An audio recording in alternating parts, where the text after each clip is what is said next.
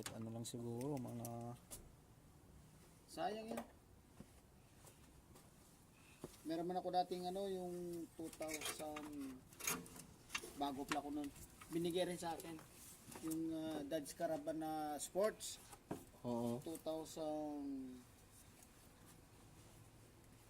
99 model ata, 2000 model Na Dodge? na Dodge. Mm-hmm. Yun, ang problema naman doon, parang loose compression na siya. Oh, yun ay wala na yun. Wala na yun.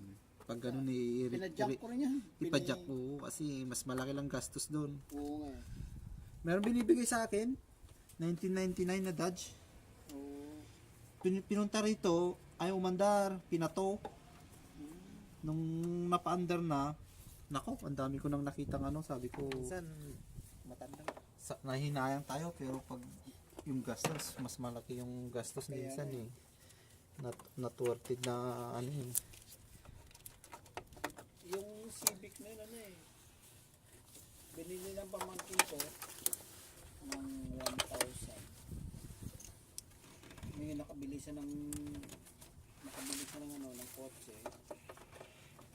Yun, binigay sa akin. Sabi ko, ano yan? Ano balak mo sa kotse?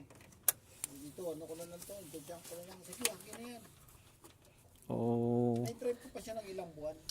Hanggang sa na. Hanggang na yung heater core nga sa amin. Wala na, pinagka. Kasi nila ko sa parkingan Pag walang parkingan talaga rin. Yun din ang problema nung matanda nagbibigay sa akin. Wala rin silang parkingan. Isa lang ang parking kasi nagre-renta lang sila.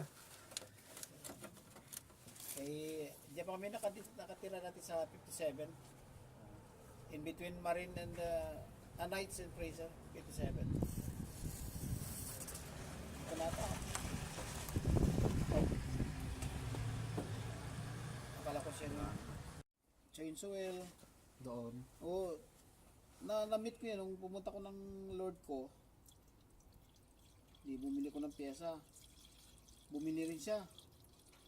Siyempre, nalata ko yung tono niya. Sabi ko parang Ilonggo to Pilipino.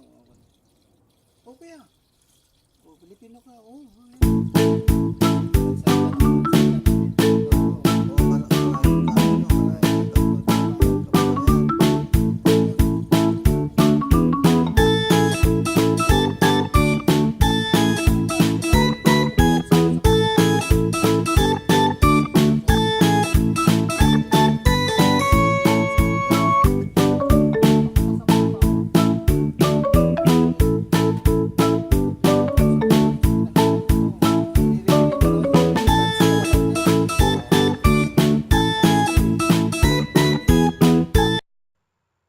Thanks for watching.